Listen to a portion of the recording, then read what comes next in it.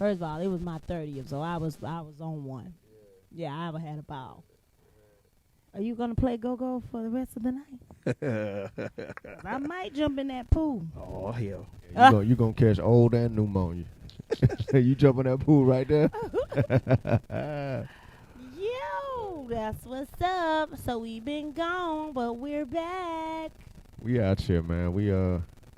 It's good to be back. Yeah. It was good to take a break. Deadlines were pressing. Yeah. Deadlines were creeping up on us. A little bit of life, a little bit of procrastination, a little bit of, I think we had to tap out to like read our own book. Like we had to like almost act like it wasn't us that wrote the book. And critical. Honestly though, I really like when we were reading, we would take breaks and I was like, yo, I really, yeah. Then there was some times where I was like, Ken, this is like a new vow. Oh yeah, break that down, because that was a bar. Derekus, please don't fall in that pool. I swear I'm gonna get that camera and I'm gonna show you. I'm gonna save you, but it's gonna be different. He can swim. Oh, that joker can swim. Oh yeah, then I'm just gonna encourage you. It's just the fact that if he fall, it's gonna be one of them clumsy. You know how Dallas look when he fall? Oh, yeah. And I'm going to turn the camera around, and I see it about to happen to Derekus. Okay. And so, no, I was telling Ken, I was like, the book is another vow for us. Because that book will be around for years, and you don't want to look up and be like, we divorced and not together. When we put such a great body of work out there, and we talk about the Father. So can you imagine if we just quit? When you first said that it's a vow, it made me think about that movie Girls Trip, and it was a couple, and they were in the same kind of. Yeah, they were a couple. They would promote love and marriage and so on and so forth. But behind closed doors, it was a broken relationship. Yeah. And so when my wife said that, I said, it sounds attractive to put a book out there, get a great selling book, impact a lot of people, book tour. But what? Yeah, boy, it's not a lot of room back there. No room for error. But it really puts a great demand on us off the camera and after the book, because if we don't make it, imagine somebody catching us coming out of a restaurant, we fighting and cussing each other out, so on, and y'all gonna eat us off the bone. And all through the book, we talking about the Father. So when we took our vows, this is another vow, and I just really feel strongly to that. And it's just really, it's a good book. Like, at times, me and Ken would walk away silent, crying, mad. Well, I was the one crying. I'm a counselor. I will cry in a minute. But we had said in the beginning, was like, yo, we don't want to do a book if we ain't going to get nothing out of it. And, so we had to stop. We had to read it, as well as be there for all of our children and each other. We took a couple of date nights. Those were good, too. Amen. We ain't gonna talk about that, but I said amen. He will finish a great work. Okay, never mind. Nothing returns void. Everything cleared the bank. No forward signatures. And then we wanted to come back when we have something like really celebrate. We've been doing this now for almost 3 years. Yeah, like a little more than 2.5 years. It's mind blowing. And we wanted to come back outside because that was our first video that we did, right, D? It was outside. Yeah, the first live. Well, the first live. Yeah, we was doing the little snippets at first. And then we sat right over here and we did our first live. And because of you all feeling that there was something we were doing collectively, because it's interactive. We talk, but you all ask questions. You support each other. You encourage each other. If somebody comes on this live with negativity, y'all go hard in the paint. It's one of those things where it's a community and we're doing something outside of the norm of entertainment that is degrading, is defiling women. It is about death and murder and greed and lust and all of those things. So it's different. And we just really appreciate having like-minded individuals support us on this journey. Yeah, and DJ Sean Nice, Derekus, we love y'all. Straight up. Oh. We have become What'd a you say, family, Nice? though. Oh. We're like a family. We can't do this thing without y'all. So we're celebrating almost 3 years of Taylor Talk, and it feels really good. That's how I feel about tonight, you know. Shine on one tonight. He cutting up. All these colors you got on, boy. I'm It's glad I cool. ain't got epilepsy because I'm just catching all kind of hues and Don't start. you might have to be my Rainbow Bright tonight. Don't worry about what I know about Rainbow Bright. Don't start. Straight up. Don't even You start. know what I'm saying? Unicorns. You Shut understand? up, Kim. Dorikas, I'm telling you. Somebody better say something because I can say something else. I'm constantly watching you. Listen, I'm not gonna fall. I got this. And you got that mic in your hand. I'm a professional. Stand on the edge of the water. I used to do this when I was young. I would stand on the edge, and so I'm a professional. And I would go to swimming pools and beaches and all kind of rivers and lakes, and I would just stand on the edge, and I would practice not falling in the water. I would stand on the edge of baptism pools in Jordan River where Jesus got baptized, and I would never fall in the water. So, sister, on tonight, I'll stand on the edge, but I won't fall in the water. If you fall, I'm going to post it for a week straight after all that you just said. Tonight's Taylor Talk is called Living on the Edge. Living on the edge. Living on the edge. For real, living on the edge. Oh, laughter. Well, is Well, like good we for and anybody can kick, punt it. We all gonna be taking questions, but it's just we've hit a lot of topics. we've had some good, like as I was going back, we've had some good topics. Oh my God, one was I said I was gonna get the cheat code Go because ahead. you gotta understand 2.5 years. I'm not gonna sit here and like. I And got listen, that before memorized. y'all I had go it right into here. y'all convo tonight, uh-huh. first I would like to say happy. They loving my preacher voice. They saying it's the preacher voice for me.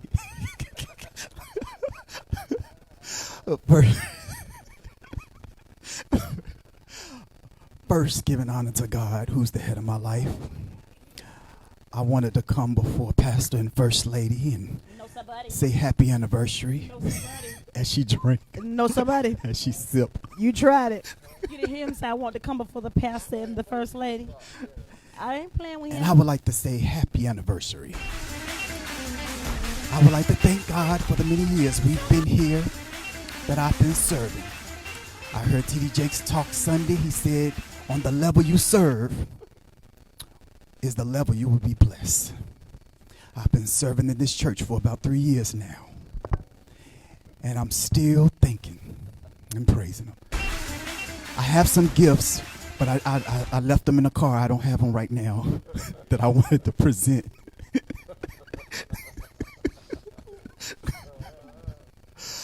Oh, stop. what's up, guys? What's up, guys? Happy anniversary. Nah, speaking of Dorikas, everybody's going. Oh, we didn't say Dorikas. Speaking of Dorikas, everybody's going crazy. They're like, I love the new hair color. I love the new hair change. No, they did. No, for real, they are. You They really always are. like to big yourself No, really, up. they are. They're like, Here's they the love crazy Doritos. part, everybody. You know. God. Oh, you want me to tell the truth? Go on. He came in and I said, I want to change my hair color, right? Hi, Zion. Hi, Keziah. What's up, Kazzy? Hi, guys. They're my girls. So he was like, okay, I got some color. You know what I mean? Let's play. I was thinking like. Well, she somewhere thought in it was the a burgundy- joke. I did. Cause I did. I was like, I was thinking somewhere in like the burgundy red, like, you know, not nothing too. He was like, oh, I got it. said, "Oh, I and got I was it." like, no, I'm being serious. So I guess we was on one accord because he had it in the bag. So we post the picture and I was like, what should I say? Because we was getting ready to go on a date night. He says, at Dorikas wanted to change the color of my hair. I said, I'm not saying that because you didn't want to change the color. I came up with this idea. So everybody, this was my idea. the topic tonight, the real topic on tonight is curls versus straight. Because she always want to wear curls. She want to wear her hair black and curls because she say, my husband like curls. This is what Ken like. Ken like when never my hair said is that in because curls. Ken likes And then the minute she messy walked out, look. you guys, with that burgundy moving straight hair, the husband was like, oh, I love this. I love this. You know what she called me the next morning? Ken can't keep his hands off of me. I feel like I'm a young girl again. Ken, you did go crazy about the red. You did. You just had to die in. She came around the corner, hair all over the place. I was like, I think I'm going to dig that red. Then Dorigas tamed that wild animal. You know what I mean? Yeah, I was digging the red. I've been calling her all week. She come around the corner. I said, what's up, Red? It's because I had the idea and he wants to take it and now give everybody the. It is what it is. It is what it is. So on tonight, first on the program. Oh, I forget. This is Taylor Talk. I'm sorry. Sometimes I get my engagements mixed up. Sometimes I get my engagements mixed up. This is Taylor Talk. Okay, I'm here. Yo, wait, but shout out to Travis. What's their last names?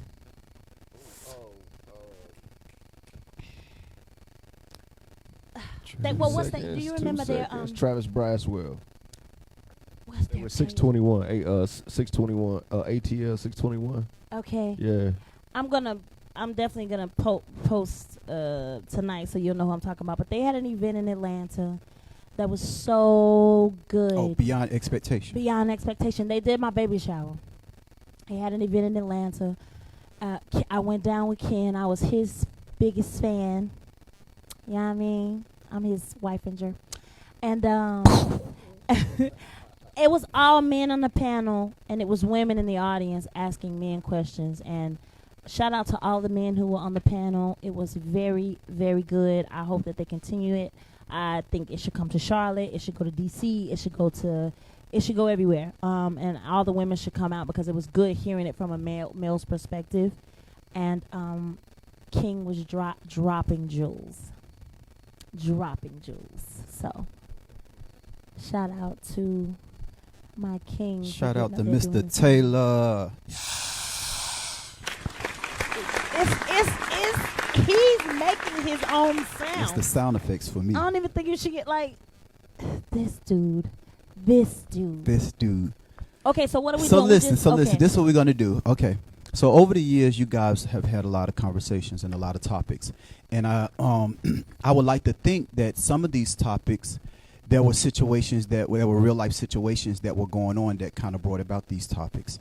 So what I'm going to do is kind of go down history, going down the line, go back memory lane, and bring up some of these topics. And I just want y'all to kind of briefly talk about your state of mind then versus your state of mind now with these topics. Oh yeah, I'm on it tonight. Oh, I got a word for the people. So here we go. Praise yourself, brother. I love it. That's dope, though, bro. That's cool. Listen, right. I'm giving it to y'all tonight. I'd rather be your pastor than your friend. Okay, here we go. No, I'm going to be your pastor. First topic on tonight. Speaking of Fantasia, minding your business. Minding your business. The state of mind that you were in then versus the state of mind that you're in now. Minding your business.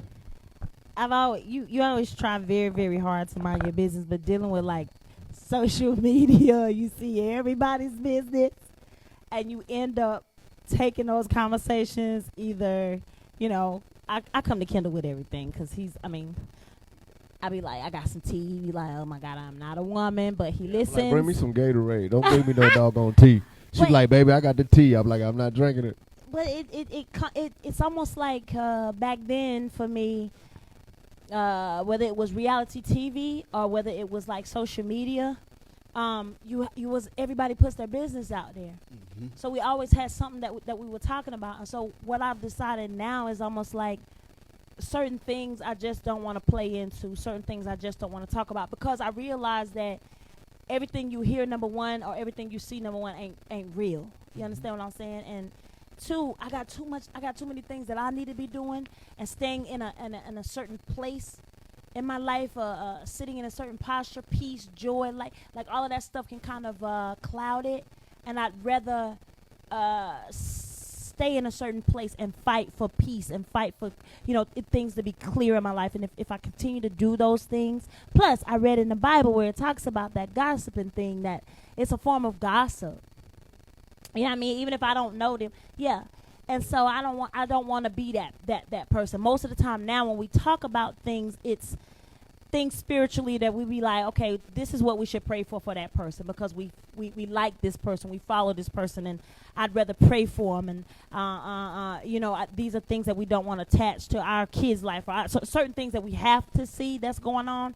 But things are totally different for me because I got to stay in a place of peace. I'm a Cancer. I carry everything. I carry everybody's stuff.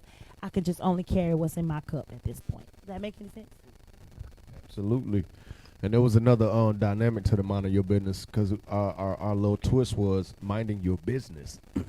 You know what I mean? That was a part of it. No, that was cold though. That was a part of it. And when I think about where we were during that time, what we were juggling, what we were chasing, what we were under but thought we were over, to now the type of decisions we're making as it comes to minding our business, the things that we're standing firm and saying no to. You don't know faith until you're sitting there in front of your team who's used to you doing this, and they say, okay, here's a couple million, and you say, no, God is telling me, we know you won't understand. We know you think we crazy, but we're going to stand on faith. And you hear these crickets. That's where we are now as far as minding our business is. We don't want anything if God is not involved, because it can be lucrative, but it can be painful. It can be profitable, but it can cause disruption in our marriage. It can bring us certain trinkets and amenities, but it can drive us further from having time with our children, that we're already trying to redeem time, and a brand new baby girl that we made a promise that we'll never do what we did with our oldest. So when it comes to minding your business, as far as your perspective of looking at social media, gossip, and being in the know, and also minding your business, we're in a completely different space of standing on our faith, not feeling like we have to do something every day, post every day, tap in every day, and we're loving that space that we're in. Somebody had an interesting question right here. At what point do you show concern to any situation? Like, we all want to get in this space where we want to mind our business. I'm going to do me, da da da da da da da. But you do have friends, and you do have close circles. So at what point do you feel like, I'm going to say something? Book by Stephen Covey, Seven Habits of Highly Effective People. He talks about your circle of influence and your circle of concern, and helps break down what you need to assign to your circle of influence, to where you could impact it, you could influence it, but what should you really be concerned about? Too often we find ourselves being concerned about things, number one, that we don't have any influence, or being concerned about something that takes you away from the things that are priority in your life. We like to play God. We like to be in the mix. We like to be in the know. It just is what it is. But my circle of influence is my wife, my children, my mother-in-law, our businesses, because they feed and fuel our survival. And outside of that, it's my circle of influence, to where I could probably give you some advice. I can introduce you to somebody. I can work you through my 6 degrees of separation, but I can't be too concerned with it, because I have to give my family everything I have. If I keep jumping and trying to play peacemaker and matchmaker and consultant to everybody, then my wife gets less, my children get less, I know God gets less, and I'm left with less. So I focus on my circle of influence versus my circle of concern. I just want to jump in that right quick to say, like, because I know women deal with this a lot with other women. Especially right now with women in relationships, our business, and these are a lot of things. Like, we have these conversations a lot. I feel like whether it is your friend, your good friend, your husband, your wife, we know who we're dealing with. Like, I'm always talking about, and some people be like, oh, here she goes with signs and blah blah blah. But personality is different. You know who you're dealing with. Some people it's easy to go to and say things, and some people it's not. So you have to sit back and you have to act like, really dissect that relationship with that person that's going through whatever they're going through. Sometimes it's best to just sit back and pray and allow that person to come to you and ask you, can I ask you something? Can I ask you advice? Right? Or if you're dealing with somebody that's just loose and kind of like, people like, okay, they just don't see it.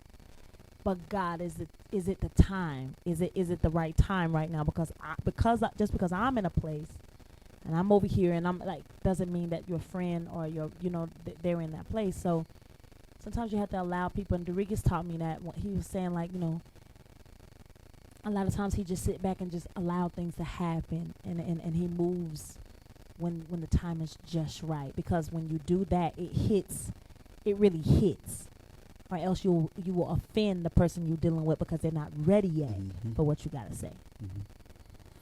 This next one is real good, and even looking at this picture, your hair was like short, like rice short. Keziah wasn't here. Kendall was still bald.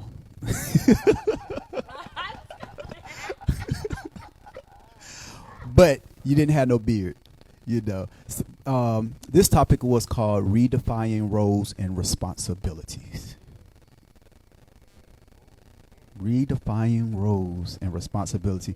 Because y'all was like, y'all had basically moving kids and stuff. Now you got a baby, and, we done went through COVID. So like when my wife got pregnant, we had to redefine roles and responsibilities. My wife had a tough pregnancy. That beautiful little angel in there, she gave my wife the business. So my wife was not able to do the things that normally she did and that she enjoyed doing. She loves being a wife. She loves being a mother. She wants to serve. She has a servant heart. So the roles and responsibilities had to change because I had to jump in and help my wife in any way that I could maintain flow and order. But I also had to be in a place to continue to reassure my wife, you're still queen. You're still, you haven't dropped the ball anything. We're not lacking anything. Your contribution is the fact that you're getting up every morning and you're pushing forward and you're eating on time and you're taking your shots and doing your insulin and all that kind of stuff. That's your contribution. And we love you for it. So yeah, roles and responsibilities definitely had to change. Then on the other end, while I was pregnant, I couldn't work. You were the one working. You know what I mean? You see what I'm saying? Like, when it was just like, when we were doing just rock soul stuff, we were out there doing rock soul stuff. But rock soul stuff paused before Keziah, because COVID had hit. So, salute first, like, you were able to do Zoom calls. They could still get you to do different events to speak because you guys can do that over Zoom. I could do shows over Zoom, like, but not Zoom, but like, you know how they were doing virtual things. But my knees and my body, I was tired when that hit. It hit at a time where I was truly, truly tired. So the roles had really changed in that area as well, which was a bit for me. Like, I started getting in my feelings because you was working so much, and I was like, well, dog, you got time for me? But then I started realizing, like, is this what it was like for my husband? You know what I mean? So I had to feel that. Right. I didn't like it. You know it. I'll text you. Talked about it in the book. Yeah. Yeah. I was like, dog, you know what I mean? You can't just take a break from the computer for a little while. But it was necessary, and it was all intentional. So the roles had really reversed in that area as well. Let me correct myself. Listen, when I make a mistake, they check me. They be like, they on here with these question faces. I don't remember Ken without no beard. It was it was low. It wasn't as full. It wasn't as full. I got on my question lion, face. my Like, lion I don't remember tip Ken without no. COVID. It got aggressive out here. Yeah, they're like, I remember. You know what? Ken. Put the picture in front of the thing and show what you're talking about. Be like, I'm talking about this right Yeah, here. that little chin strap. Listen, they on here like, I remember Ken without. I wear my beard, having my wife like it. She wanted all this off. It's just I hair to like me, it but she full. likes it full. So For Keziah Christmas, I was definitely thinking likes you it could be full. Santa Claus. I want you to let that thing just keep growing. Well, you know what Santa Claus do during the holiday? He's looking for I Oh, changed ho, my mind. Go on and get you something out that bag, girl. Go on and pick you something out that, girl. Reach around there. Kid, Reach slow. shut Reach up. slow. It's right there. Oh, you can be Santa Claus. Shoot, Okay, everybody come get a on. red nose. Shine, you just missed that. You totally missed that. Nice. Did me you not in. hear what this crazy man just said? If you let me I told in. him I like his beard full, and for Christmas I would like for him to play Santa Claus. And I said, Santa Claus come through off the rip. He ain't playing no game. He come out the gate. Ho, ho, ho. He looking for a ho, Yeah, he ho, looking ho. for a ho, ho, ho. Yeah. That was actually cool. You keep on your feet. Keep going. So this is a good one, and I just really. Oh, God. I don't got time for it tonight. This is a good one, and I really wonder the state of mind of touching and agreeing.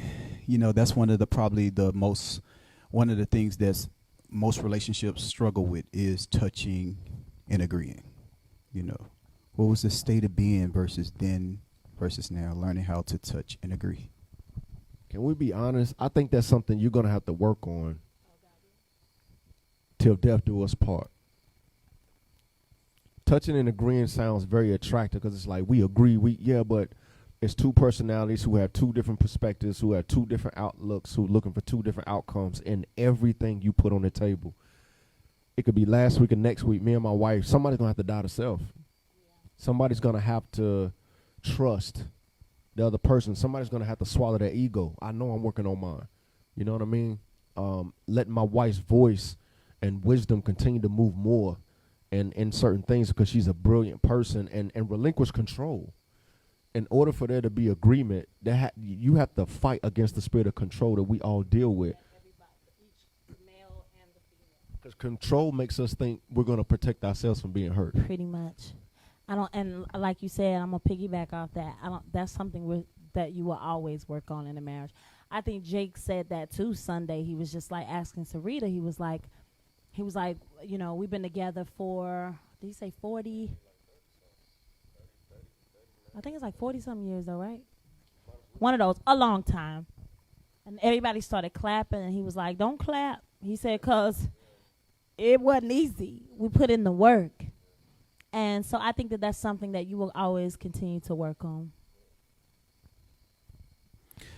Living single. Y'all been together, y'all been married now, what, 7 years? Yeah. 7 years.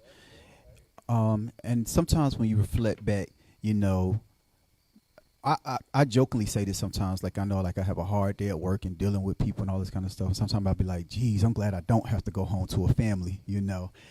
Living single, you know what I mean? But then things flip in the reality of real life. You know, people that, you know, going from living single to now being married, you know, the joint families, and then now the new baby, you know, living single to living married. You know. It's funny because, you know, you were just like, you get excited because you don't have to go home to the family. But I've had so many people now that I've been married for 7 years. And Sean, you might be able to tap into this because you've been married 7 years too, right? 8 years. 8? Yes. Oh, it's been 8. Yes. A long time. A long time. I've had women who come to me and they're single and they want what I want. And I'm sitting there looking at them like, really? Because I want to kill mine right now. It's almost like you want what you know what I mean? It's crazy because most people don't want to really. It feels good, but you don't really want to live single. We wasn't meant to live single. Go ahead. It was this movie he was watching, and you keep going. He said, it was a movie he was watching. He said she know what she want, but she don't know what she getting. Yes. He said she know what she want, but she don't know what she getting. And so now it's almost like I wouldn't trade it for nothing. There are days I do wake up and I'm like, you know what? I think I said it the first time we did a Taylor Talk. I say it? Yeah. You said you would kill me, run me over, run me back over again, come to my funeral, cry, and sing a good song. That's those days. I don't think, you know what I mean? I was thinking about writing it in my will just in case I leave up out of here. Kim. At least sing what I want you to sing. No, we don't talk like that.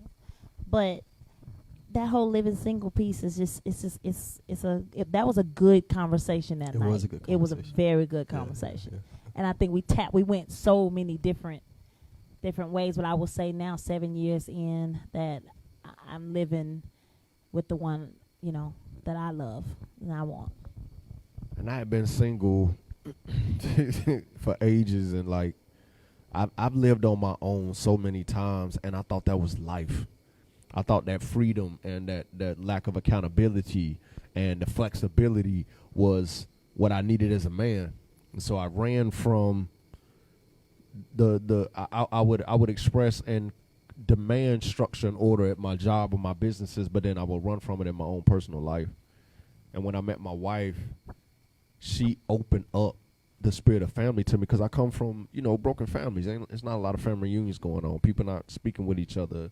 People not getting along. So that was my safe zone for me. But I realized how lonely and confused and misguided I was, thinking that that was the life, because now I enjoy coming home and seeing Keziah. I enjoy, picking Scrap up from school and getting inside his head. I enjoy when Zion pop up and let her know that she's got a dad that loves her. You know what I mean? Like, as far as in the home, because Trey grown. He coming in the door. His kids are greeting him. And I wouldn't trade it for anything. I wouldn't trade it for anything, knowing that they're looking for me. I didn't realize nobody used to be looking for me. Right. But Sean, didn't you say you had said you would never get married, or your family thought you would never get married, or just right? Yeah. But okay, so what made you know Lisa was the one? I'm gonna break this thing down. It's like, I don't know. I think after me and my mother kind of went our separate ways, women to me pretty much was like null and void. Like I had no feeling towards women, period. Like, I didn't care how I treated a woman. I didn't care what they thought, nothing. And, I pretty much always told myself, like, man, this just going to be my life. I'm never putting myself into a woman again, pretty much. And I don't know, like, I met Lisa, man, and it was just totally different for me, just a different feeling that just came over me. Like, I've never really sat down with a female and just had conversation for hours. So was the feeling like a challenge? Like, was it? It wasn't even a challenge. Okay. Like, I didn't even know, to be honest with you, I didn't know how to feel, because I've never felt like that. Yeah, it's scary. You know what I'm saying? And I was like, I was into it, but I'm like, what the hell is happening? Yeah. You know what I'm saying? So, and like I said, I've never sat down and had a conversation with a female ever. Like, it's been, straight to the point. Hey, what's up? Hey, let's hook up. Like, and that was it. But me and her sat and talked probably from 10 p.m. probably to about 6 in the morning. Same with us. Yeah. And I didn't think about a kiss, a hug, sex, not like I didn't think about anything. And it's crazy because we were sitting at my cousin's house and I didn't even want her to leave. I'm like, yo, just stay. You know what I'm saying? I'll take you home in the morning or something. Like, it's already morning, but I'll take you home later. And, from that day on, man, and then even what really drew me to her, like, I had known her, a whole week, and I was stuck here in North Carolina, in Charlotte, and was supposed to go back to Baltimore to work, and didn't know how I was going to get there. And she was like, hey, I got you.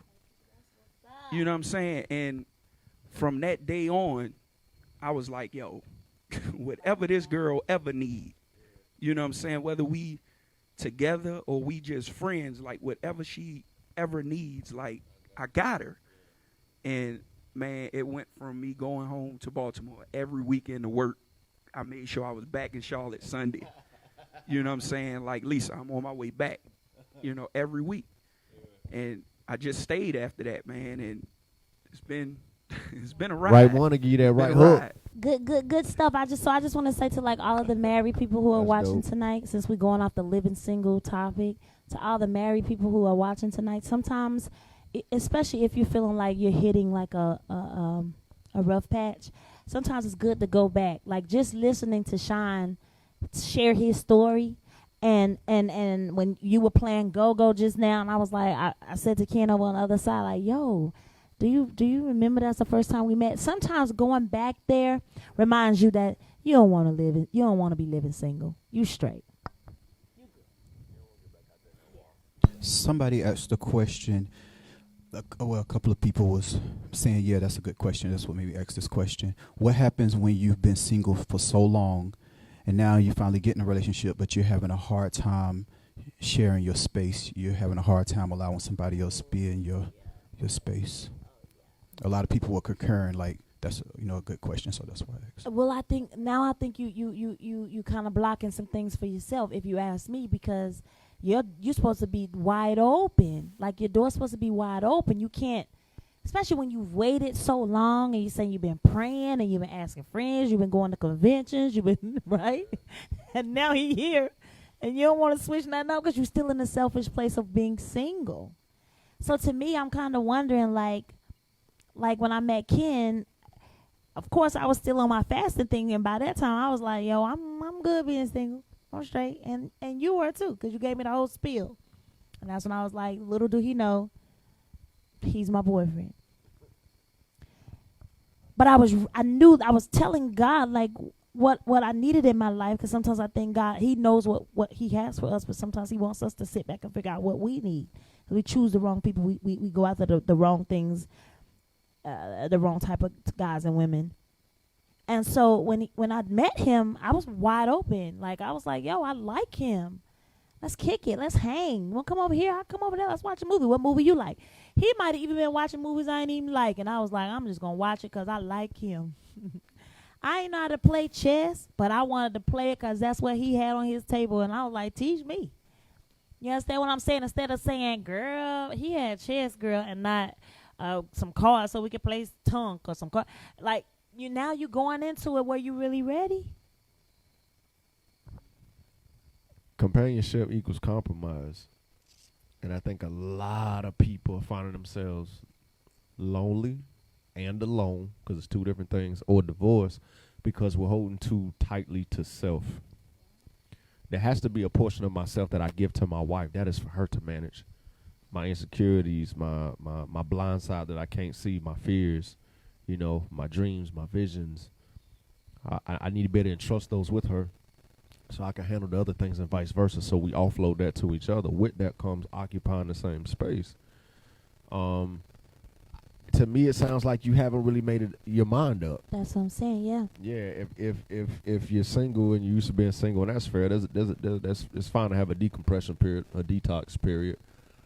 But if you really have set your mind on a relationship and you're realistic in what a relationship involves, then you have been preparing yourself to share the space, to share the say-so, to share the time, to share the resources, to share the opinions and philosophies of another individual, hopefully selecting the right individual so you two can move in harmony. Right. But it's like they holding on the self side. It doesn't seem like you're too sure that you really want companionship. But now that I think about it, right? So I got a good friend. I call her Sheepoo. That's all I'm gonna say. I'm gonna switch it up because my Sheepoo is waiting for her king to come home, and I know she ready. I know for a fact she ready, right? When he get here. And no, and what she's waiting for is worth it. How about that? You understand? But her fear is because she's been by herself for so long. Her fear is like, what if I don't say it right? What if I don't do it right? What if you know what I mean? And so I just want to say to those people, because I don't want to just because somebody might be in that position. You will never know until it gets there, and you just let God lead it and be yourself. Just be yourself. And that's what I tell my Sheepoo. I be like, just be, you gonna be all right. Because it did not work like that with us. Like, I really hope people at this point have gotten past these Instagram pictures we be posting. When we first met each other, how my crib and her crib was two different things. How her family was, my family was two different things. Her work schedule, my work schedule were two different things. We like the same foods, but she's gotten me to try different things. I've gotten her to eat some meat she probably don't want to tell y'all. You know what I'm saying? Like, ostrich. Delicious. Watch that hashtag out. You know what I mean? But that's what love is about. It's about exposure. I'm looking for exposure in her world, and she's going to expose me to things and vice versa. So I get that, and I salute you for that, because I think I was a little narrow-minded on that point. But well, yeah. we both know. I think there's two ways to go about it. There are some people who is just stuck in their ways, and they like, I ain't changing nothing. You gonna come in, and this how we do it, and then there are some that just say like, I'm Kinda just scared. institutionalized in their singleness. Like, do I take a shower at this time? Do I come out with my towel off? What if he don't like this? What if, So we just want to speak to both those perspectives because we also do know some people too that won't love but don't want to change up some stuff. Right. This Cherries next one is was. bussin'. Them cherries good, ain't it? Sean, you ate your cherry? If you don't want your cherry, I'll take your Mine cherry. didn't chew like yours. I got a feeling I got mine out of a different jar or something. I don't Oh, got that was the shit as same you jar. got. I might have drunk That's what that. Zion be saying. She said you make Did food you look hear what good. Nice said? What'd he say? What'd he say? What'd you say, bro? Bro, I think I drunk that. And the stem?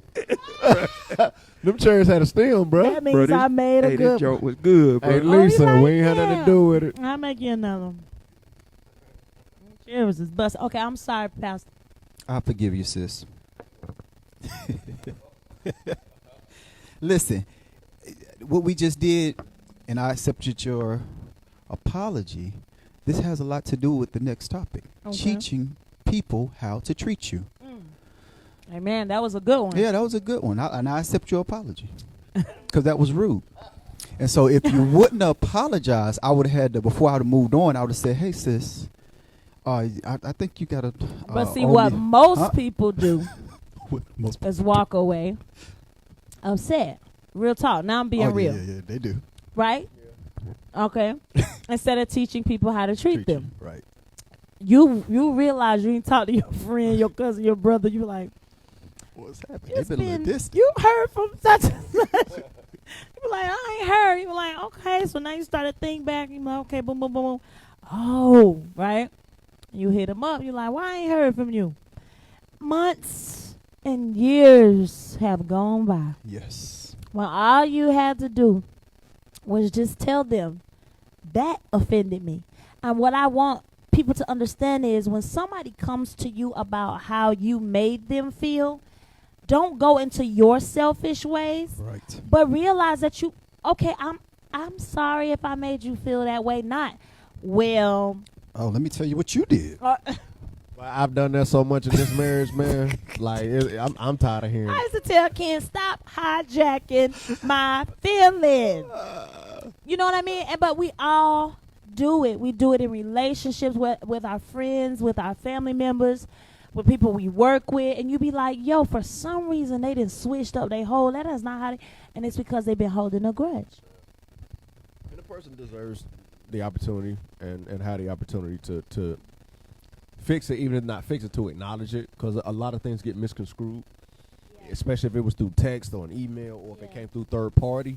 You got to get that person an opportunity to say, yo, that's not what I said, that got lost in translation, or that's not what I meant, because relationships are very scarce out here. You know what I'm saying? You know what I love most about, like, and that's why I always cherish the friendships that I have in my life right now. That there was a one time when me and Derekus, I didn't tell him. I just got quiet, I think, and now I'm gonna beat on my own self. I got quiet, and it was probably something that wasn't even that big, but in that time, because I was going through certain things. But immediately he texted me and was like, I want to apologize.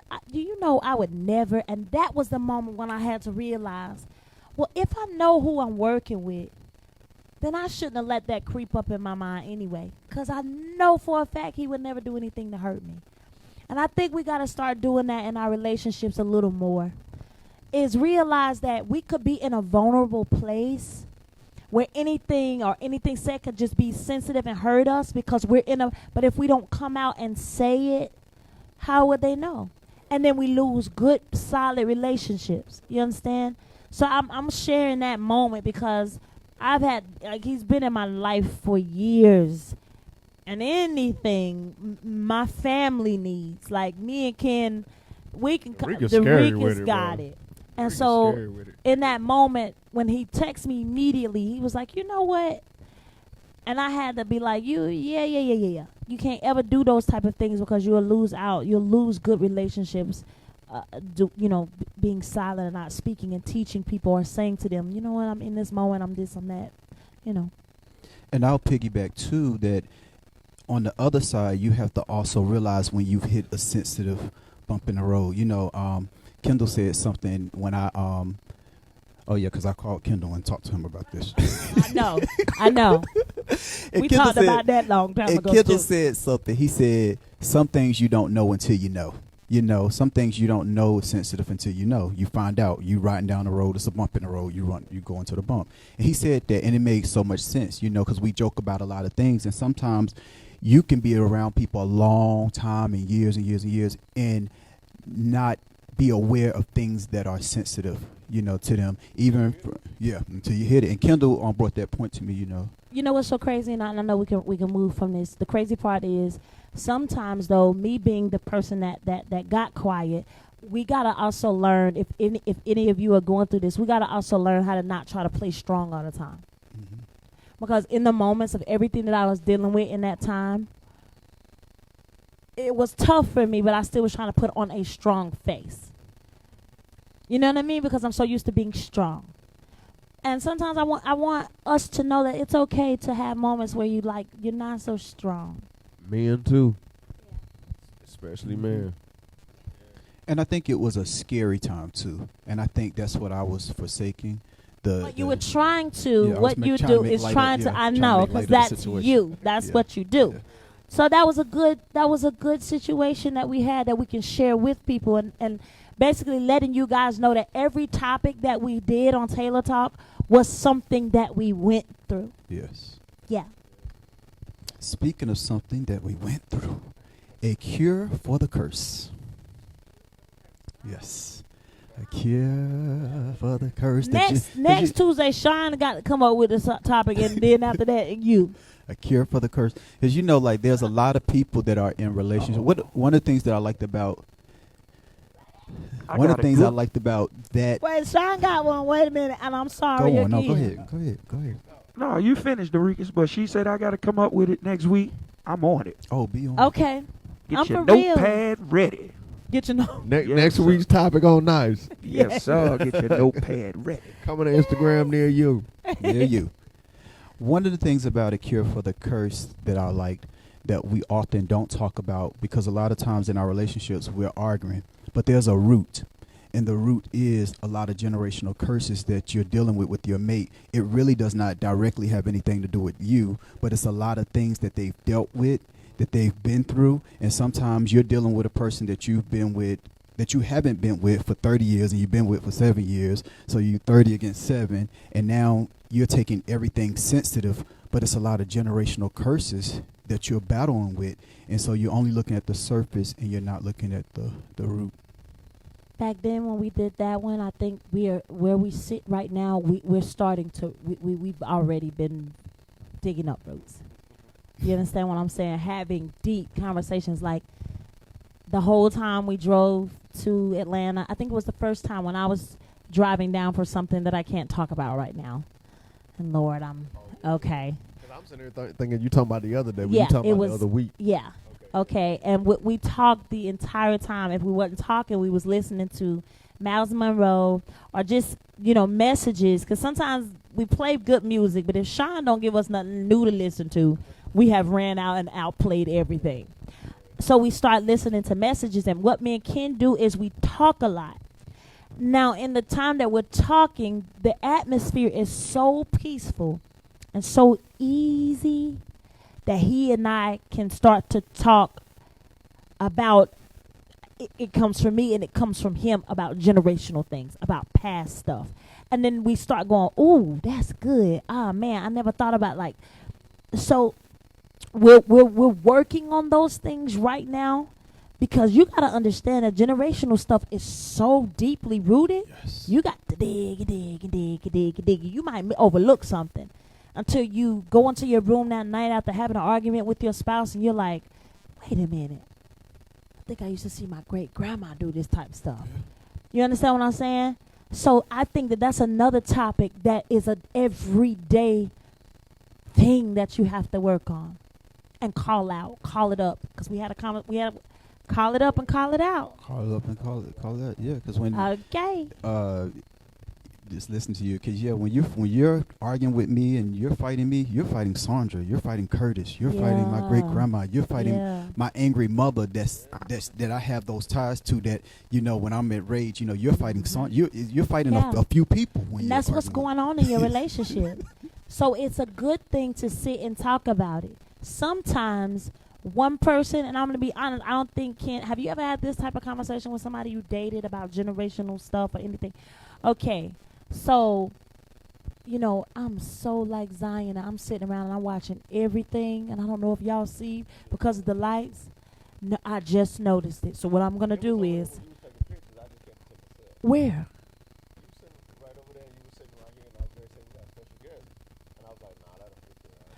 Okay, well, I'm watching him and everybody else that's creeping and crawling throughout here tonight. But that's how I do. Like if I see a bug or something, like I go and kill it. My wife's like, "What was that?" I was like, "That looks some hair on the floor." Yeah, honey. Me and Zion called Kendall. As soon as we see something, we call Kendall or Dallas. Wake me up out my sleep. What we'll is do wrong it. with him, bro? No, I can't do it. Bro, They called me. It was a water bug in the house. Hey. Oh, I can't kill them. Bro, I was at The work. water bugs ain't no joke, bro. I was at work, bro. Yeah. You They need to come healthy. home right now. Yes. Yeah. So I'm checking you out, buddy. He got a little lizard over there. Yeah, well, Some he better lizard. stay right where he is. I need to save 15% on my car insurance, though. Yeah. Stop. Okay, so yeah, generational curses. Things that you have to break off of your life every day, but you have to be in a place where you can be honest to recognize them, because sometimes like we very overprotective over our family. We don't play. Don't talk about my mama, don't Right talk or about my wrong. daddy, don't talk about my brother, right? So it's not a good thing to use. Boom. Here we go. The reason why a lot of people don't come out with it is because we use it against each other in arguments. So you don't talk about it. If you ever had that one time where you was like, okay, I feel safe and feel vulnerable, right? And then we start talking about it, and then the next time we have an argument, we used to do this. Yeah. And then, be like, well, your mama and your brother and your sister and your dad, right? Mm-hmm. That's the other thing, you guys. We have to keep it safe and not make your person feel like all of that they're telling you is something that you can use against them, because that's deep, that's sensitive stuff. And like no different in the healthcare sector or whatever. You can't get to any cure until you first get a straight diagnosis. And a lot of us don't seek the diagnosis or won't receive the diagnosis because we don't want to accept that just because my whole family is doing it or everybody in the community is doing it or the culture is doing it, that it's still wrong, that it's still not healthy. And you have to want to seek self-help, health, wellness, awareness, all of these selves, even if it means you have to disrupt and go against the norm of everything that is around you. And so a lot of people will stay in a place of operating in a certain curse because to be free from that curse changes the dynamic of your relationships. Yeah. It changes how you and your mother interact. It changes how you and your father communicate. It changes. You might not get invited to the family vacation. You might get left behind on a girls' trip. You may have friction, because when you really get into those roots and dig some things out and really start to deal with yourself, now you start to say, hold up. You start to revisit and reinvestigate everything. And so to be healed puts everything that you know to be true on the witness stand for cross-examination. And you know what? Here's why people don't want to be healed, because they don't want to feel. To stay there in that generational stuff, that's your shield of really having to feel something new. See, I've been doing this for years. I know my mom and them. I can cuss you from amazing grace to I can, honey. You know what I mean? I've been doing this. I'm for real. It's like that's what you used to. But like how my mom told me, like the plant that we have in the front, which mom said we need to repot it. I was sitting here when you was talking. I was like, oh, that's dope. That plant, if I don't hurry up and repot that plant, it's going to stop growing because the roots have no room to grow, right? So when I get a bigger pot, repot it, now when we water it, that water is going to get down to all the places that it needs for it to grow, so it's going to feel and eat everything that it needs. We don't want to feel. We don't want that. We want to stay right where we are. We're stuck in that same pot. This pot is good. So even though it's a place of commonality or a place of comfort, it's still stagnating our growth. Pretty much. So we're saying, God increase me, God increase my territory. We're doing all of this prophetic stuff, but then we refuse to let ourselves be repotted, maybe removed from certain atmospheres, certain circles, certain areas of influence or concern, so that we can be in a position to expand our territory. So we're actually working. We're at war with ourselves. Y'all better come with it tonight. That's good. That's real good. That plant is beautiful, but it needs it can grow bigger. I see it, but we gotta repot it. Stop, honey. Hey, boy. Yes, come through. Listen, you don't know my story. But you get what you get. No, I hope somebody really caught that. What Ken said first, and what I came back, and what he just said. Like you are at war with yourself by not feeling, by not repotting, by not pulling up all those dead things, because you can't grow. So your prayers are hitting a wall. Yes. And we serve a big God. He is smart. Come on, he's the creator of all. We get let's cook. So then we get frustrated with God. So we get frustrated with God like he can't do it. And he's saying, no, you won't move into a bigger pot. Ooh. You won't get into a bigger pot. So you get frustrated with me. You stop praising. You start worshiping. You stop tithing. You stop giving alms. You start coming and fellowshipping because you want to stay in the same pot. Ooh, ooh, ooh. And you want to stay in the same pot because you're not used to something new. So when you get a new job or you get a new position or you go into a new house, you ever had that feeling you in a new house so you don't know everything, so you be up all night, everything, you're not used to it. You get a new job, you're not used to the new people you're working with. You're not used to your new desk, the atmosphere, right? Because you've been so used to the years that right? That's a scary feeling. And now you're dealing with people that, this is so good. And I know we all said this, but I think we don't know the detriment of this. That you got to love me for me. Like, you changing me. Yeah, I keep it real. I am me. This is who, this is what we deal with, and we stay hidden behind.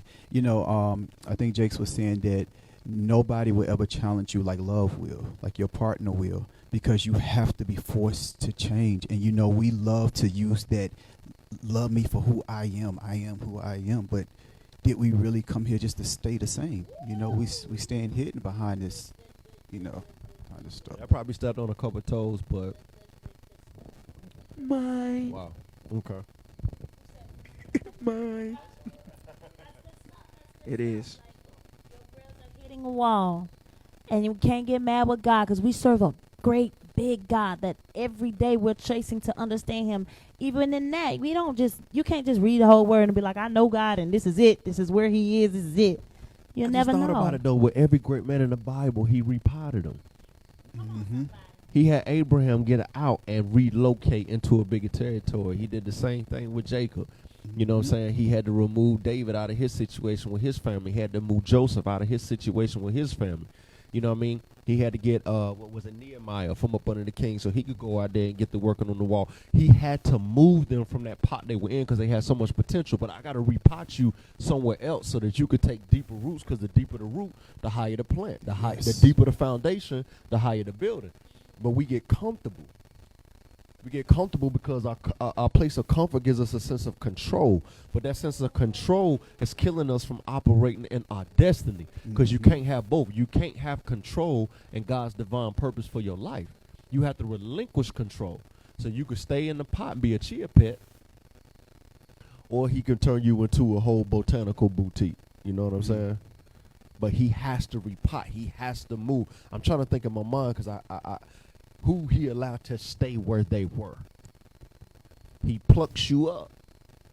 Even with Noah, he had him build the ark right there, but as soon as that water come, he sent him out. That's the God that we serve and how he operates. We can't break that blueprint. We can't come back and reorchestrate that philosophy that has been eternal. So if we want the blessing, we have to also acknowledge that there's some area of our life, some jurisdiction. It may not be you getting up leaving your community. It may be a habit. It may be an addiction. It may be the way you speak. It may be the way you handle your money. It may be the way that you parent. It may be unforgiveness. But there's some area in your life. If we feel like our blessings are being blocked, we're blocking it. We got to find out something in my life can't get deep enough roots and it needs to be repotted. I like that. You guys have been, and I'm looking at this picture.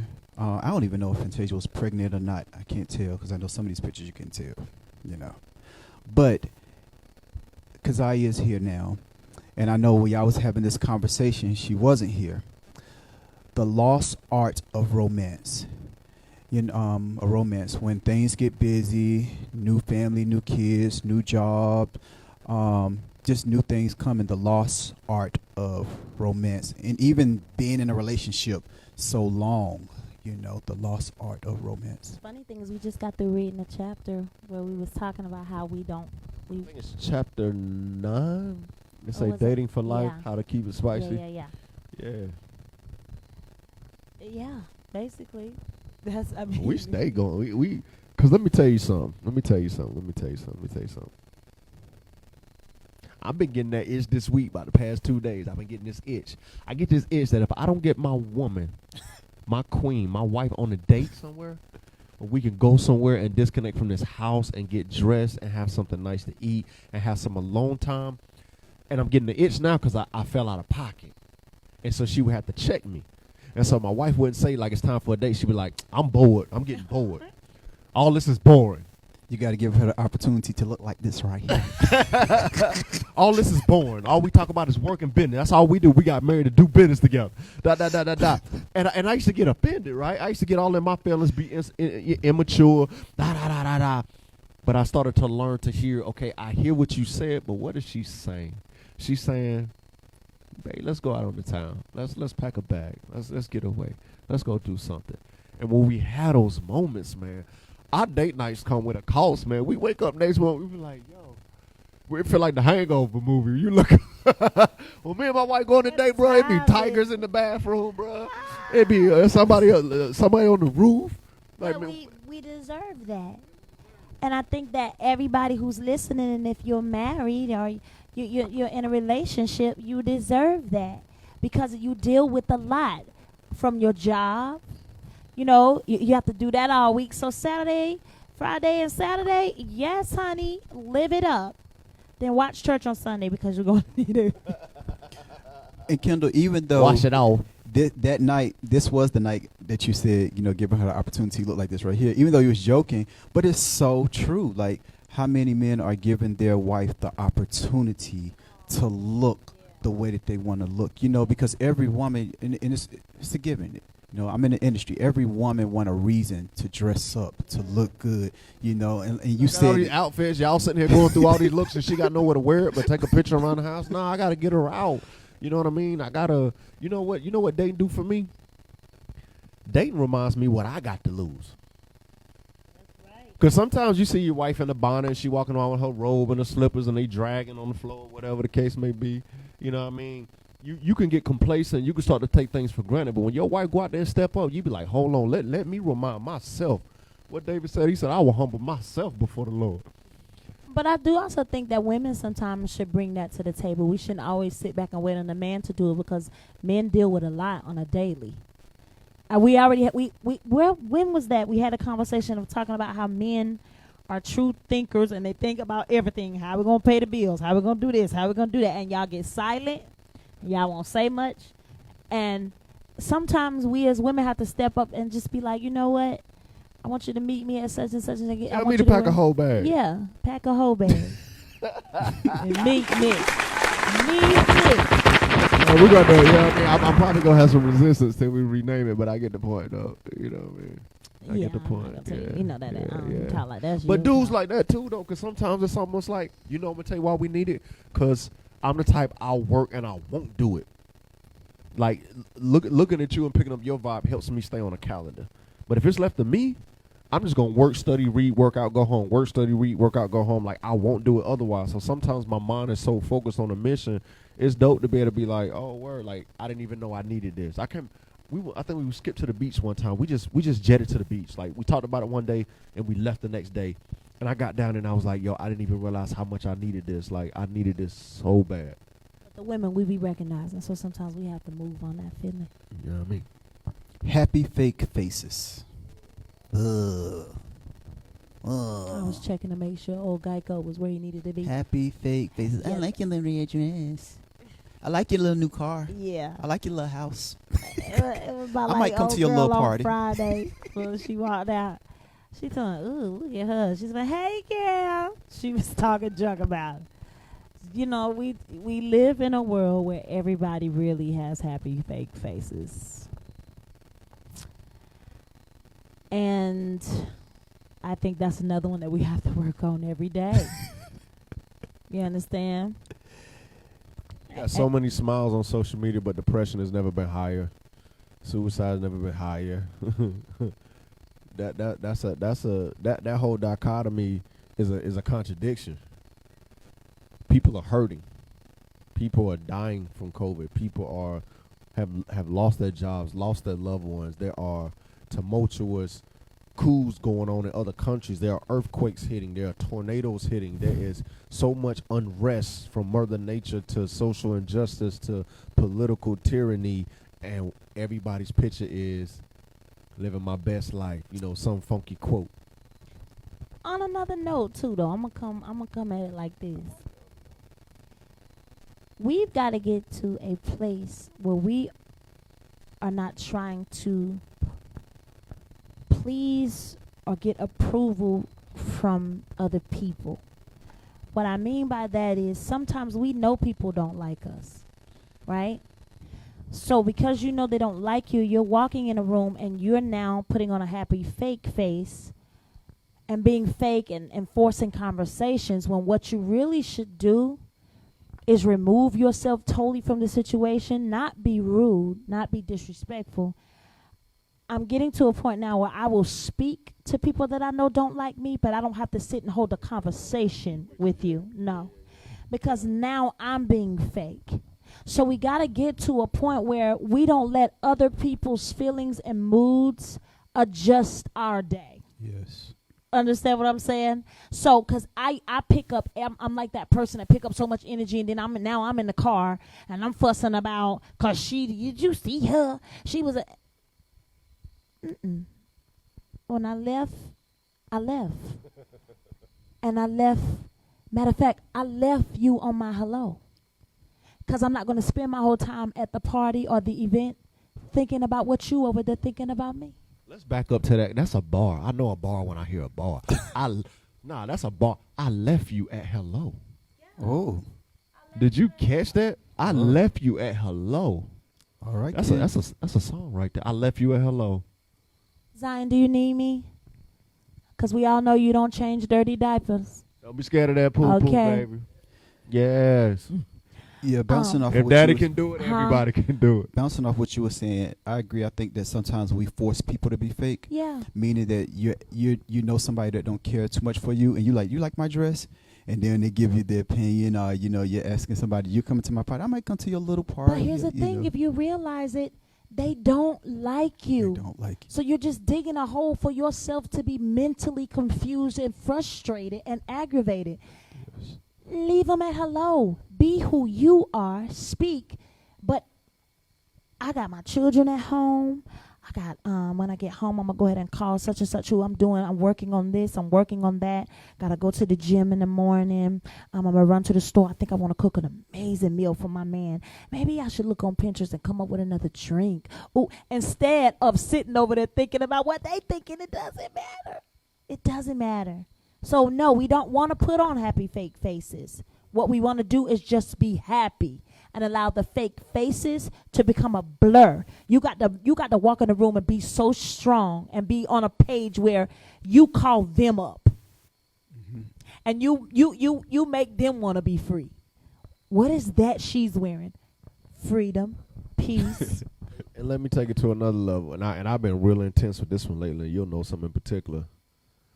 I'm done putting myself in atmospheres where I have to put on happy face. Ooh. For business is one thing. Yes. But if you don't like me, I don't like you, we really don't rock with each other, I got the invite, I know you want me to pull up because you think I'm either going to bring my wife or I'm going to pay for something or whatever the case may be, I'm not showing up. And I've been in that space lately where I'm tired of fronting, I'm tired of being fake, I'm 41 years old, I want to be able to bask in my truth. Yeah. So one of the biggest things is also not feeling like you have to be everywhere and appease everybody and feel like you're going to be left out or forgotten if you go silent for a while. I want to stay in atmospheres that are conducive for my inspiration, my happiness, my peace, and my authenticity. And you can do that without being rude. Because when you're being rude, you're still giving into them. You understand what I'm saying? So I think I've said it like 5 times today. Like, my family makes me so happy. I was getting my hair washed. And while I was getting my hair washed, Dallas and Zion, am I lying, were both talking to me at the same time. And I was like, kids. I need you to speak it one at a time. But somewhere in there, I was so overjoyed. Like, listen at my children. They want to talk. They want my attention. Honey, I don't care what you mad at. Be mad. That's on you. But understand that when I come into your presence, I bring you no harm. And this is me. This is who I am. And I bring joy. I bring love. And if you want me in your circle, then don't put on a fake face. Tell me. Again, we're going to go back to that topic that we had. Tell me how to treat you. If I've done or said anything that offended you, let us talk about it and let us move on so that we can all be at peace, spread love, and truly be God's children. Because we walk around all day saying we're King's kids and we're God's children and I'm saved. And honey, you ain't saved if you walk around with a grudge. You ain't saved if you being fake. That's not God. That's not love. That's not a King's kid. That's all I'm saying. We shouldn't want to have fake faces, and we just move on from that. I would snap behind you, but we both know I we can't know snap. you can't snap. Listen, you better watch out, sis. Order me a snap though. Amazon it ain't got some, but I gotta check my pending orders. I can't snap for nothing. Don't try, babe. I got you. Yeah. They call me whispers. Two more, and these I on purpose left these 2 for last because this says it all. No crowns in the castle. One that is No crowns in the castle. the book. Yeah. You know, when I hear no crowns in the castle, I hear so many things. I hear nobody's right, nobody's wrong, nobody, I hear this ain't your house, this ain't my house. Everything about this is we, us, it use those words. It's so many things that crosses my mind when I hear no crowns in the castle. It's like we leave that at the door, just from my perspective. No crowns in the castle. I mean, if you're talking about a crown, you're talking about royalty off the rip. You're talking about royalty, because all of God's children are royalty. Thank you. All of us have a royal inheritance. Then you have a different layer where you have different levels of. I don't like to say success. I think there's different levels of responsibility. Success can be redefined by many different layers. So for us, it's about the weight of responsibility that we have. And no crowns in the crib is the thing we fight for every day, to where when we walk out that front door, there's an expectation for her, there's an expectation for me, there's an expectation for us now. Yeah. And we have to wear that whether we like it or not. If we want to go through the drive-thru and get some food, if we want to pop in and just grab something out the mall real quick, if we want to take our kids somewhere and do something, that crown is how people view you. It is how they speak to you, distinguish you, and treat you. But when we come home, it's not an automatic thing. You have to intentionally take your crown off in the crib as a parent, as a lover, as a listener, as a speaker, as a sower, as a earner, as a forgiver, in all those areas, because it's tempting to grab that crown and put that on to help you with the fight. I like that. I don't really get. You said it all. I'm gonna just use this for an example. Most cases, when I'm on the road, I have a team with me, following me, taking care of me. Here lately, when I go to do things, Ken with me for the thing that again we can't talk about, and served me, made sure I had everything I needed. Right, was there for me. When we went to the event for him in Atlanta, I served him. And on our way back home, I knew he was, tired.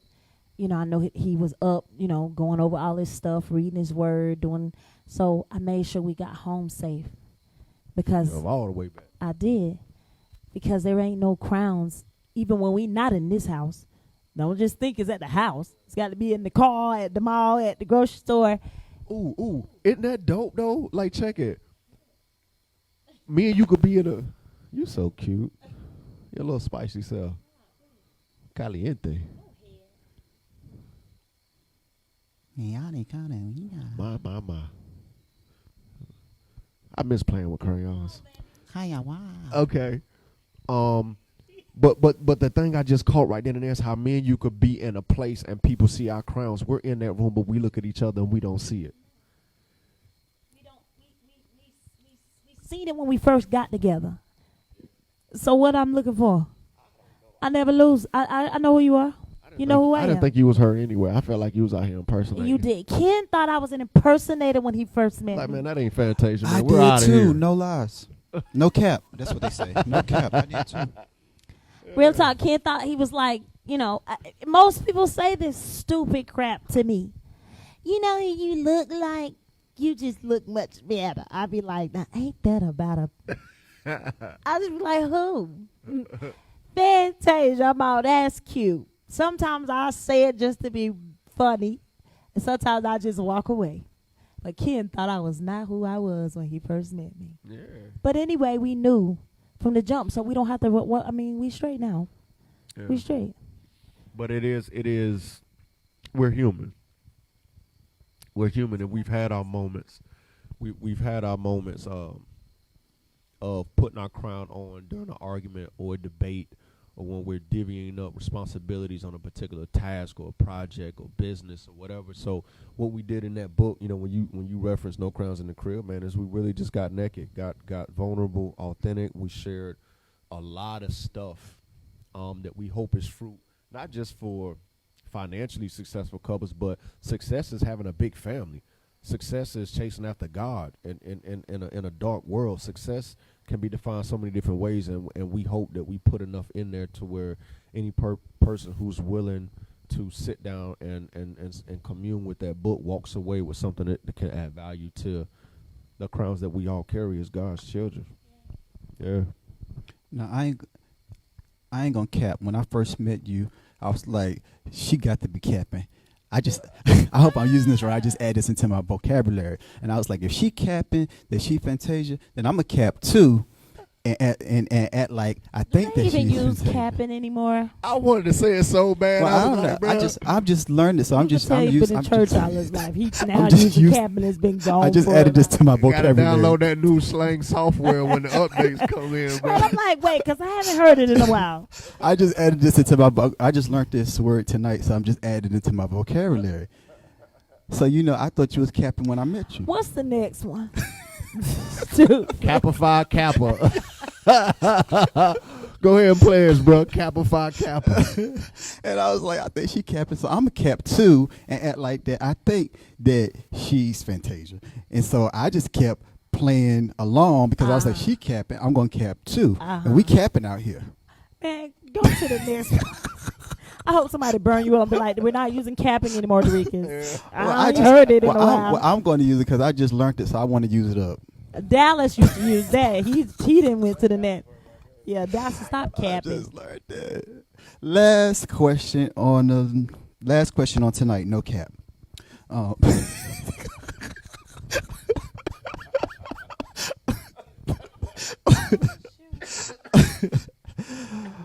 Oh my God. I bet y'all don't even know what this is. So, okay, no cap. At the end, cap. Wait a minute. Last question for real. Last question on tonight. Last topic that y'all talked about. At the end of the day, God is always in control. At the end of the day, God is always in control. At the end of the day. At the end of the day. That's it. At the end of the day, God is always in control. At the end. God is in control. Ooh. God is in control. No cap. God can do just Ooh. what he wants. What? God, you know you wasn't in the choir unless you did that. Can do just what he wants. Y'all. But I like to shake it up. We on the way out anyway. He say at the end of the day, God is in control. At the end of the day. At the end of the day. Sometimes that's how we rock with God. We do what we want when we wake up.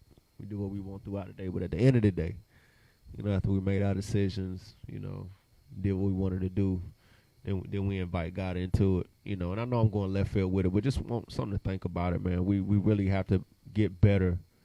I know I do, about inviting God in before decisions are made, before things are done, before things are spent, before things are agreed to, because I found myself in too many situations asking God to give me wisdom and direction on something that I've already pulled the trigger on.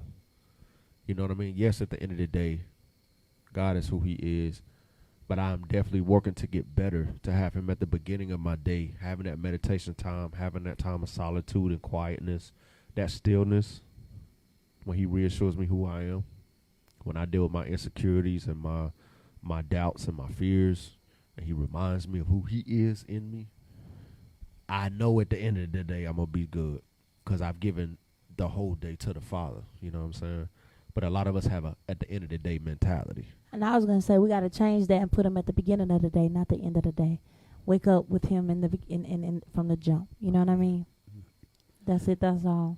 Somebody just gave me a new one because they said I was using capping. They said I'm using capping too much. They gave me a new one, and I don't know if I'm supposed to use it right here, but I'm going to say it. Bye, Felicia. I don't know what to do. Bye, Felicia. So I don't know if I was supposed to use it right then, but bye, Felicia. Why are y'all doing this? Don't help him, B. They said what is bye, Felicia. So bye, Felicia. Oh my God. So now y'all gonna grab the old hashtag, right? What's another old one, right? Something we done burnt up on the altar. Bye, Felicia. Bye, Felicia. I got my own, and ain't nobody caught on to it. Only me and my mama use it. And what is it? I'm trying to think. Oh, we got two. Like things y'all say, like on a. What mama say to you the other day when you said something to her, and what she come back with? Oh, she said, I know that's rich. I know that's rich. And then what's the other one? I'm sick of it. Oh yeah, I'm sick of it. And don't let me hear you say it. Don't post it. Don't say it. Don't say it in your shop. Don't say it. No cap. No. Look at him reading what is it? They say I was supposed to say no in front of cap. No cap. That's how I was supposed to say it. No cap. No cap. Bye, Felicia. Hey, the registration card on that done expired, bro. Listen, I think this is really, really cool to go back because I think it's got me thinking. You know what I mean? Yeah. It's good to go back, just like I was saying with Sean telling his story and us when he was playing the music, talking on the side. It's good to go back in everything that you do.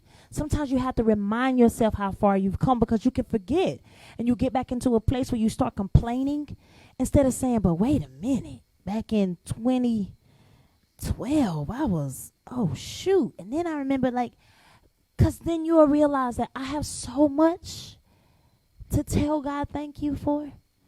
I have every right to wake up in the morning as soon as my feet hit the ground. Another story is like when my little brother was in the hospital that time, I started switching up my prayer because I realized that I wasn't telling God thank you for the ability to taste, to walk, to all the things that he lost. We overlook certain things. So it's good to go back. I'm glad we went back. And I hope us going back has got you guys thinking too, because we do this with y'all. We do this for y'all. We do it not because we're professionals, but because we too. You know my story, you know his story, and we've been through a lot, and we're trying to do this thing called love, called life, called marriage, and we just want to do it with y'all and encourage each other. Period. They telling me to say it. They give me the period. They said I got to say it as soon as you get done. They said as soon as you get come out my mouth, and I was gonna say, you know, the Regis bring his gift, his laughter, perspective, and DJ Night. As soon as you got done, he said period. Because Kendall, they said I got to say it, but they said I got to say it as soon as she stopped. They said I got to say it. Period. And if y'all can see him, he was standing over there like this. Period. Stupid. Period. So I think we should end it off with remembering all of the topics, all of what we talked about, and just remembering like when we first started this thing and why we do it and why we brought in DJ Sean Nice and why Derikas jumped behind the mic, because we believe that everything we bring to the table, whether it's us talking, whether it's the crazy things that Derikas come on and say or the music, it all plays a part. Somebody gets to laugh. Somebody gets to really think and go back and revalue, like, how you say it? Reevaluate. You know I'm country. Reevaluate their situations, and then Sean comes through with music, and it's all on purpose. Yeah. So I just want to tell God thank you for just allowing us this opportunity. I want to tell God thank you that we can use our real life testimonies and situations to bless somebody else. And just thank you for laughter, and thank you for every gift that's being brought to this table. This Taylor Talk table, this thing that we've been doing almost 3 years now. And it ain't been easy. There's sometimes we tired. We got the new baby. We went and left and went to, what was the name of the thing we went to?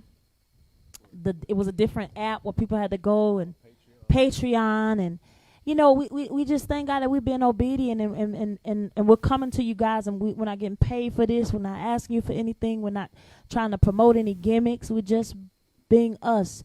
And we thank you for being you by typing back, telling Derikas what to say, asking your questions. And we're not judging each other. We're not criticizing each other. We're loving on each other. And I say we continue to do that. Let's love each other till we see the best of each other. Period. T. They told me to hold the T. They told me to do it again when you get done, but hold the T. Period. T. They did. They said hold the period after you get done, but hold the T. Period. T. Period. T. They said hold the T. I want y'all to know that Derikas FaceTimes Keziah, Sean doing this same stupid stuff, and this how Keziah be looking at him. He be on the phone. Yo, my baby thinks you're crazy. He's crazy. He's crazy, but I love it. Period. T. DJ Sean Nice, you get ready to cook up. Let's. I don't even know. Like, do we pray tonight? Do we? I feel like you just prayed. Like I literally like prayers don't have to be.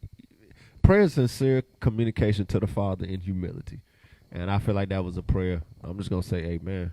I don't want to step over that. I ain't got no ego. Enough said. I love you, homie. You're pretty dope. I'm getting better. Don't give up on me. We gon', honey. I clock in every day. I work this job. 'Cause I'm gonna have to track down, kill you and him. And I told you what I'm gonna do. I know. Yeah, so don't play. Yeah. Bye, Felicia.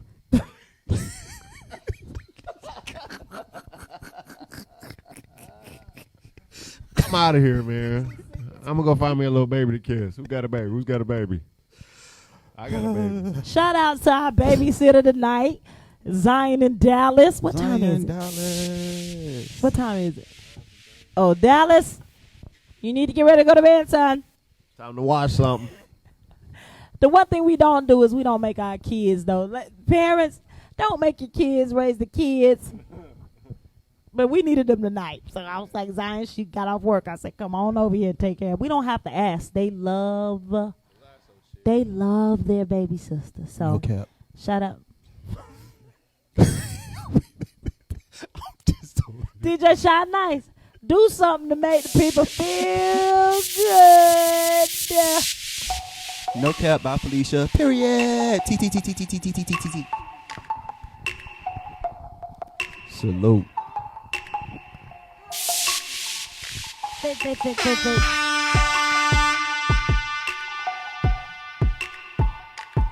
This is going back.